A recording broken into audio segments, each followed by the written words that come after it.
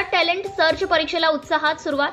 केंद्र सरकारने 34 वर्षांनंतर आपले शैक्षणिक धोरणात बदल केला असून या शैक्षणिक धोरणावर आधारित बीटीएस अर्थात भारत टॅलेंट सर्च परीक्षा घेतली जाते। या परीक्षेत राज्याच्या गुणवत्ता यादीत येणाऱ्या विद्यार्थ्यांना इस्रो भेट घडवून आणली जाते। मागील वर्षीच्या गुणवंत विद्यार्थ्यांना नुकतीच इस्रो भेट बीटीएस टीमने घडवून आणली व विद्यार्थ्यांना समृद्ध होण्याची सुवर्ण संधी उपलब्ध करून दिली। या वर्षीची बीटीएस परीक्षा रविवार दिनांक 19 जानेवारी रोजी रायगड जिल्ह्यातील विविध केंद्रावर सुरळीत व उत्साहात पार पडली। रायगड जिल्ह्यात एकूण 900 विद्यार्थी व परीक्षेसाठी प्रविष्ट झाले होते। कर्जत तालुक्यातील परीक्षा विद्या विकास हायस्कूल नेरळ येथे पार पडली असून राष्ट्रीय शैक्षणिक धोरणास अनुसरून असणारी ही एकमेव परीक्षा आहे।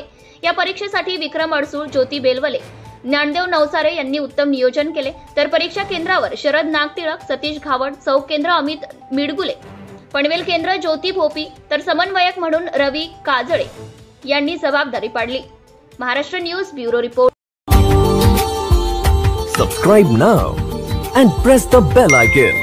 Never miss an update.